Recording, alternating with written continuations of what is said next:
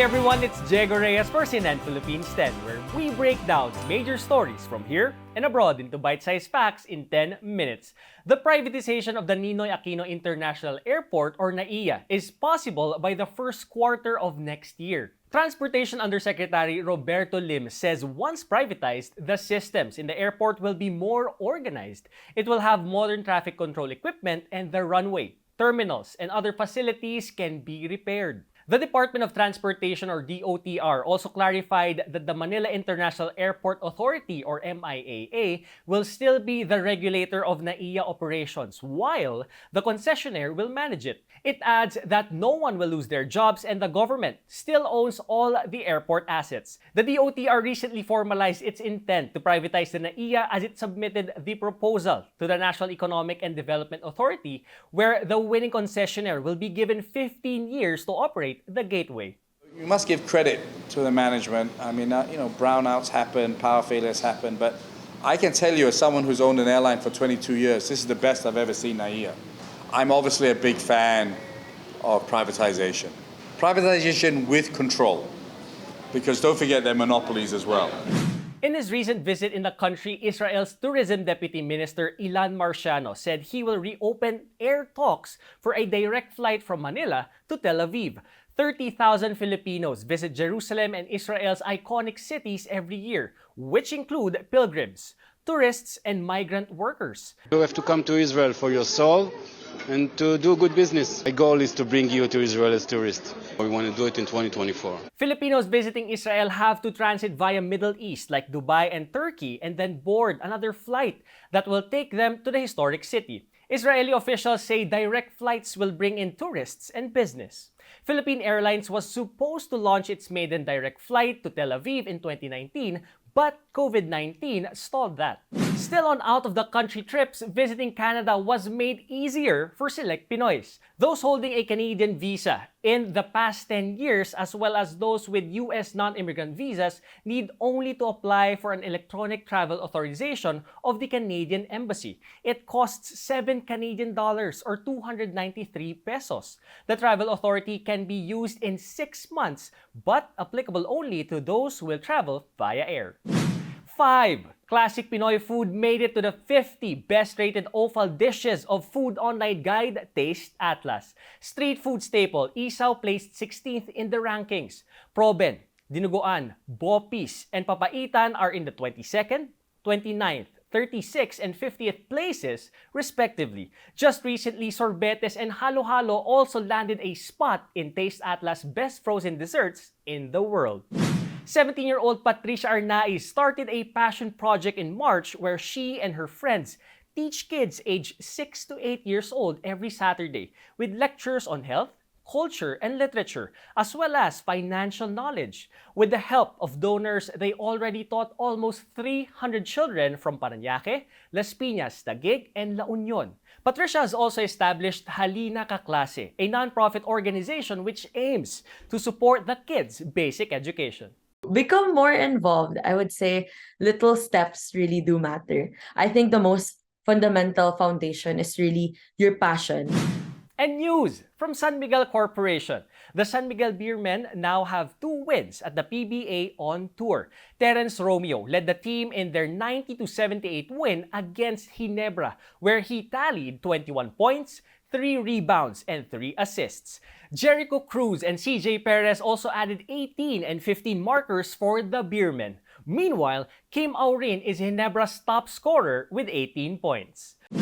In line with the celebration of Philippine independence and nationhood, President Bongbong Marcos and the Bangko Sentral ng Pilipinas launched commemorative coins for 100, 20, and 5 peso denominations. According to the central bank, the Philippine flag in the 100 peso coin symbolizes the 8 provinces that united for the country's independence, while the Baraswain Church can be seen in the 20 peso coin where the country's first republic was established.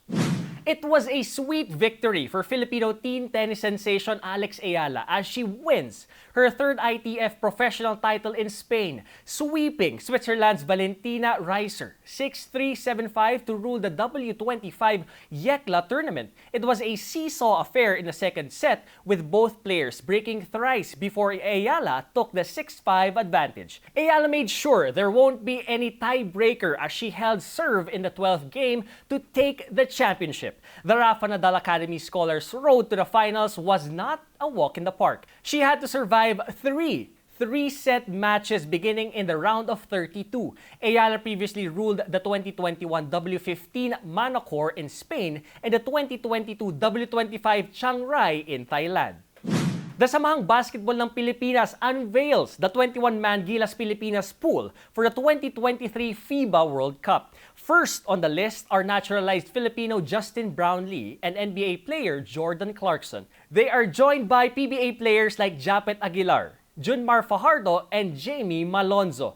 Also part of the pool are Pinoy players competing outside the country like Bobby Ray Parks Jr., Dwight Ramos, and Kai Soto. Cyprus-born big man AJ Edu also returned to beef up Gilas' frontline for the FIBA Games. It was a no-brainer. I mean, this is something that I, dreaming of for a long time, and it's a once-in-a-lifetime opportunity to, at least try and be part of the team that is, in a World Cup that we're hosting. So yeah, it was the easiest yes I could ever say. The team is set to fly to Estonia on June 22nd for friendly matches against European teams. Along with Japan and Indonesia, the Philippines will co-host the World Cup slated on August 25 to September 10. After losing in the competition last year, beauty and fashion photographer Jan Mayo was hailed as the only Filipino to be in the 10 Asia-Pacific region winners who were given a grant by camera company Fujifilm. Mayo says he was only a semi-finalist back then, so he studied the style of the 2022 winners. His masterpiece was endemic or native plants that were used as makeup. He used the technique called diptychs, featuring 2 different photos to tell a story. In November, his winning entry will also be one of the photos to be displayed in an exhibit in Tokyo, Japan. After defeating about 4,000 other students in complex math problems to qualify, Gilbert Wu, Mohammad Kasib, Rafael Dalida, Alvin D, Rickson Tan, and Jerome Te are now preparing to represent the Philippines for the 64th International Math Olympiad, or IMO, scheduled in July in Chiba, Japan. Both Dalida and Kasib are from the Philippine Science High School, while the others are from private schools. Kasib believes that we shouldn't fear math.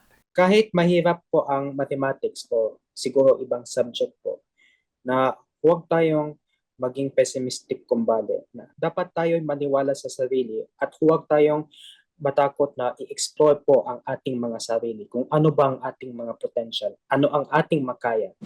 Hollywood actor Chris Hemsworth and Extraction 2 director Sam Hargrave were recently in the Philippines for the premiere of their film. In an interview with CNN Philippines, they talked about the possibility of a third installment for the film and for it to be shot in the country. The opportunity to team up with Sam again and attempt to do something different and unexpected we had that opportunity here, and so if there was a new story to tell and a new place to take these characters, then fantastic. Anything's possible. It's really, once we see what the reaction is from the fans, I think we'll know more about a third movie. Extraction 2 will be shown on Netflix starting June 16th. And now for our 10-second trivia. What was the first full-length animated film released by Disney? Bambi, Pinocchio, Snow White and the Seven Dwarfs, or Sleeping Beauty? Snow White and the Seven Dwarfs was Disney's first full-length animated film. It was released on December 21, 1937, pioneering a new form of family entertainment. It also laid the foundation for animated films, and its concept is still followed in the film industry. The classic Disney film was a huge production and took about 3 years to complete. Over 32 animators, 1,000 assistants, and 100 more colorists all worked together to bring the film to the big screen. And that's it for CNN Philippines 10. I am Diego Reyes, giving you news you can use, news you can trust in 10 minutes. Thanks for joining me today, and see you again next time.